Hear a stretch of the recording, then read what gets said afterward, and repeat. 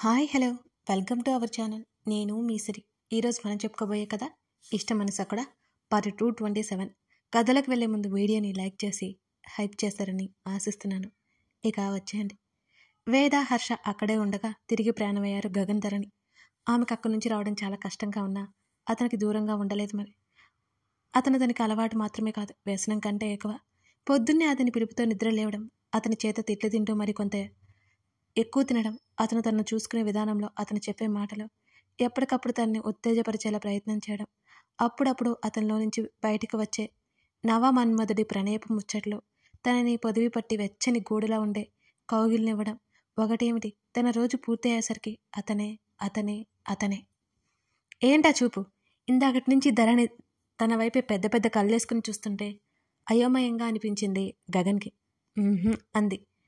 ఏంటి దెయ్యంలా చూస్తున్నా అని గగన్ అనగానే ఆమె మూతి ముడుచుకుంది. తను చూసినా కనిపిస్తే కదూ. ధరణి అదోలా నవ్వుకుంది. అలా ఉన్నానా అని అడిగింది. మరి ఏం కాదు అన్నది ధరణి. ఎవరికి వారు ఇలా అనుకోవాలి, లేకపోతే కష్టం కదా అన్నాడు గగన్. ధరణి చిన్నగా అరుస్తూ పళ్ళు బిగించింది. ఏడ్చావులే, నాకు కొంచెం పని ఉంది, జాగ్రత్త.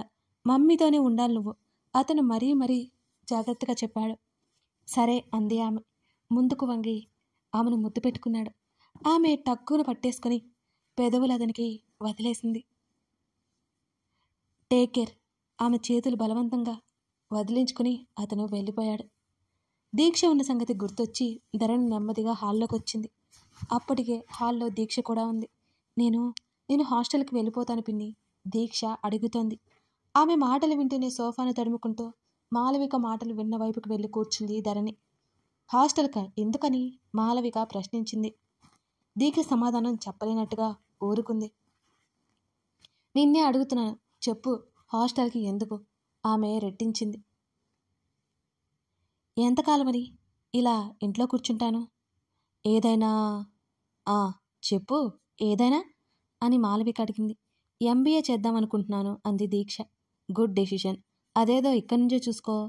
మన ఇంటికి దగ్గరగా మంచి యూనివర్సిటీస్ కూడా ఉన్నాయి అని అంటున్న మాలవిక మాటలు ఎలా ఉంటాయంటే మరో మాట మాట్లాడనీయకుండా ఉంటాయి. అది కాదు పిన్ని, నాకు ఇంట్లో బోర్ కొడుతుంది. అదే హాస్టల్ అయితే ఫ్రెండ్స్ ఉంటారు కదా అంది దీక్ష. ఎందుకు బోర్ కొడుతుంది?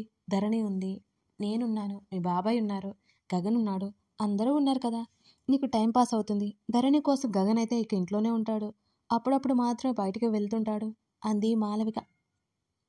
దీక్షకి మరో సమాధానం ఇక చెప్పలేనట్టు మిన్నకుండిపోయింది. నేను వెళ్ళి కాసేపు పడుకుంటాను పిన్ని అంటూ అక్కడి నుంచి వడివడిగా మెట్లెక్కి పైకి వెళ్ళిపోయింది ఆమె. అత్తా. చెప్పవే.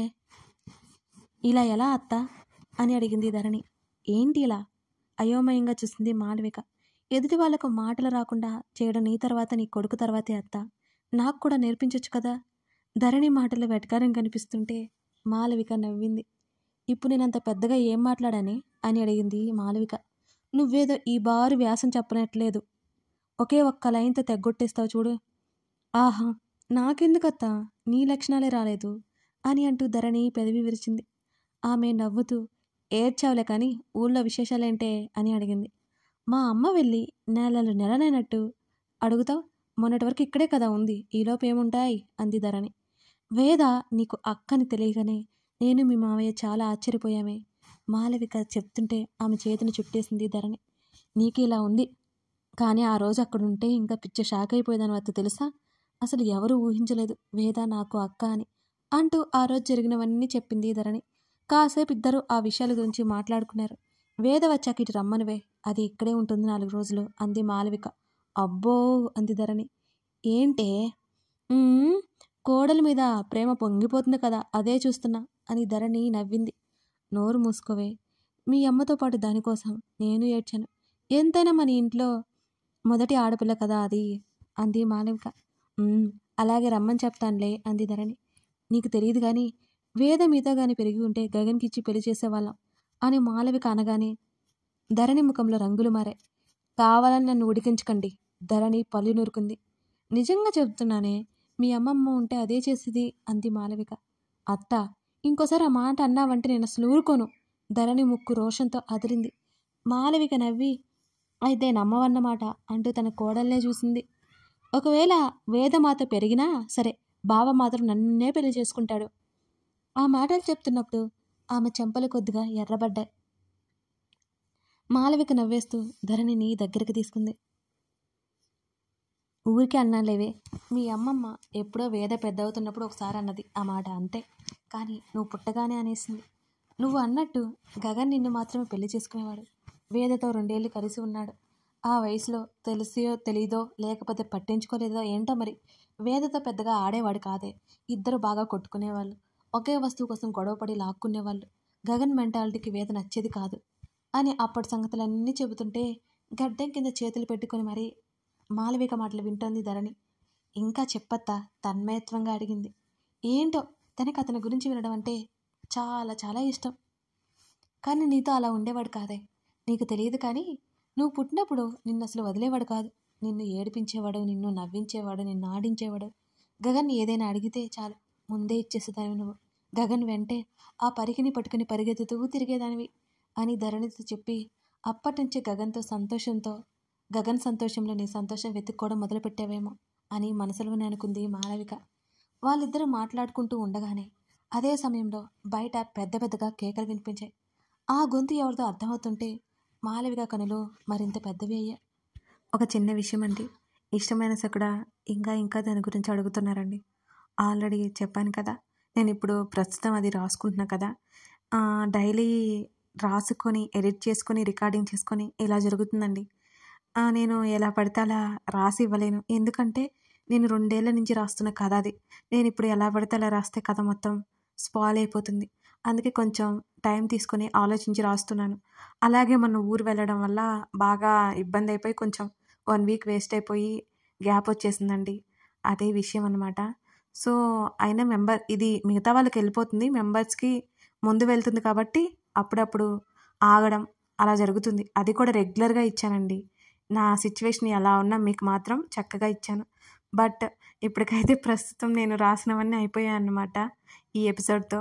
సో నెక్స్ట్ ఎపిసోడ్ వచ్చేటప్పుడు కొంచెం లేట్ అవ్వచ్చు, లేకపోతే రాసేస్తే వెంటనే ఇచ్చేస్తాను.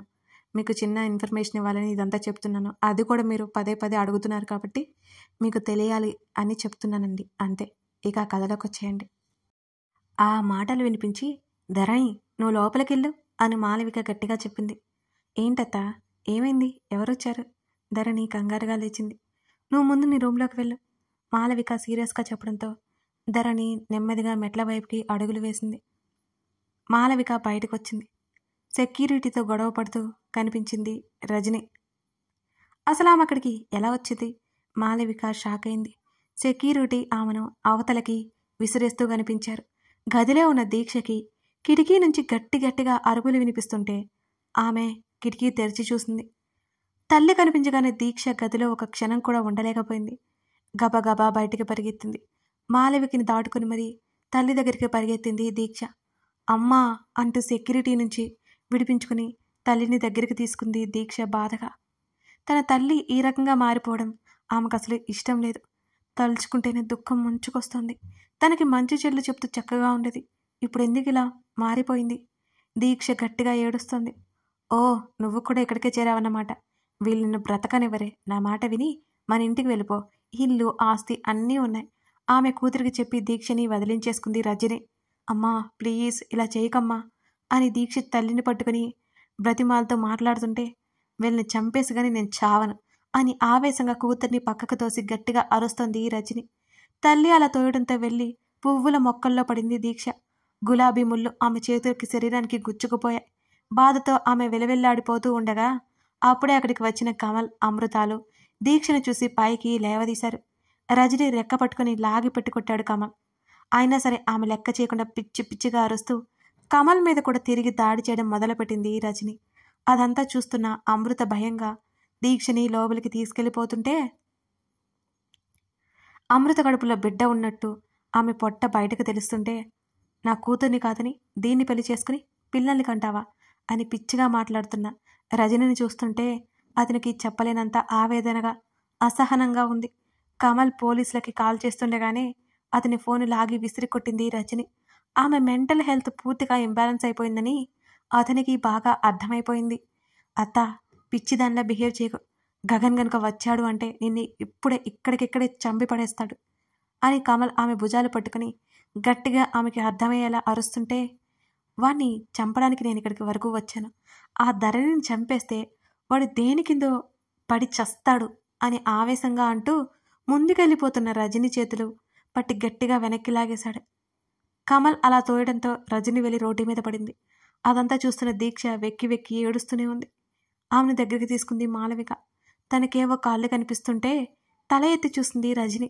ఎదురుగా గగన్ కనిపించగానే అప్రయత్నంగా ఆమె వణికింది. అతను ఇంట్లో లేడు అని తెలుసుకుని వచ్చింది. అతను వెళ్ళి గంటయింది. అప్పుడే వచ్చాడా? ఆమె భయాన్ని దాచుకుంటూ కోపంగా లేచింది. కమల్ వైపు ఒకసారి చూసి రజని వైపు చూపు తిప్పాడు గగన్. అతని కళ్ళు మరింత చిన్నవయ్యాయి. అతని కనుబొమ్మలు ముడిపడ్డాయి. నిన్ను చంపేస్తాను అంటూ 2 చేతుల గగన్ పీక దగ్గరికి తీసుకెళ్లిపోతున్న రజని చెంప మీద లాగిపెట్టి కొట్టాడు. ఆమె బుర్ర గిర్రున తిరిగి పక్కకు పడింది.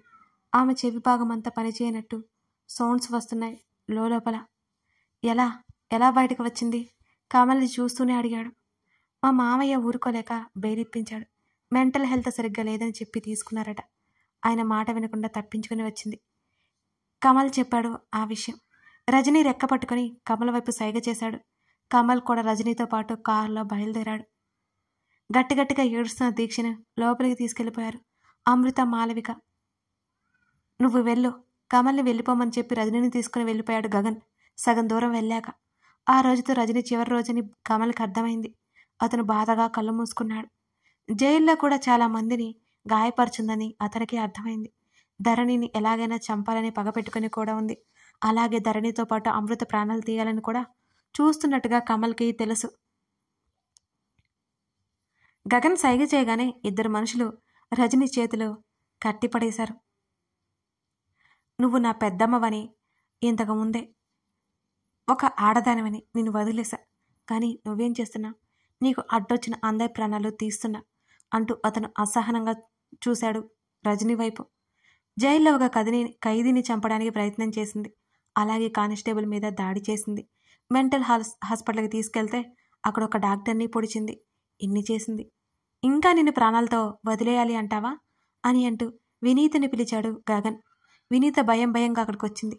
నువ్వేం చేస్తావో నాకు తెలియదు. వారం రోజుల్లో నరకం చూసి ఇవిడ చావాలి, అర్థమైందా? గగన్ గట్టిగా అరవడంతో వినీత ఉలిక్కిపడి తల ఊపింది. నా ధరణిని హింసించావు కదా, అంతకంటే ఎక్కువ ఈమె భరించి చావాలి. ఆమె చచ్చేటప్పుడు చావు భయం తెలియాలి అని అంటూ 2 అడుగులు ముందుకు వేసి చెప్పి, లేకపోతే నువ్వు పైకి పోతావు అని అలాగే వెనక్కి తిరగకుండా వినీతకు వార్నింగ్ ఇచ్చి అక్కడి నుంచి వెళ్ళిపోయాడు గగన్. అతను సరాసరి ఇంటికి వెళ్ళిపోయాడు. ఎవరితో ఏం మాట్లాడలేదు. ధరణి పిలుస్తున్న వాష్రూమ్లోకి వెళ్ళిపోయాడు అతను. షవర్ నీళ్లు అతని శరీరాన్ని తడిపేస్తున్నాయి. తనని రాక్షసుడిగా మార్చిన ఈ మనుషుల గురించి ఆలోచిస్తుంటే అతనిలో రౌద్రం ఎక్కువైపోతోంది. అతనిలో కోపాన్ని అదుపు చేసుకుంటూ బయటికి వచ్చాడు గగన్. బావా, నీకో విషయం చెప్పాలి. ధరణి కంగారుగా తొందర చేస్తుంటే. ఏంటది? అతను చాలా మామూలుగా అడిగాడు. అతనిలో రగులుతున్న అగ్నిపర్వతం చుట్టూ సన్నటి పొగమంచు చేరింది. అది ఆమె ముందర మాత్రమే. ఇందాక ఎవరో మన ఇంటికి వచ్చారు, చాలా గొడవ చేశారు బావా. ఆమె చెప్తుండగానే ఆమెను దగ్గరికి తీసుకున్నాడు అతను. ఎవరో పిచ్చావిడ, పట్టించుకోకు అంటూ ఆమెని ఒడిలోకి లాక్కున్నాడు. అతని తల ఆమె మెడ దగ్గర దూరిపోతుంటే ధరణి మెలికలు తిరిగింది. కానీ ఆమె గొంతు ఎక్కడో విన్నట్టు అనిపిస్తోంది ధరణికి. ఎవరావిడ? కథ కొనసాగుతోంది. కథ నచ్చితే లైక్ చేసి కామెంట్ చేయండి. అలాగే మీ స్నేహితులకి షేర్ చేయండి. మనం 29 నుంచి 30Kకి వెళ్ళాలంటే మీ సహకారం చాలా అవసరమని మర్చిపోకండి. Thank you.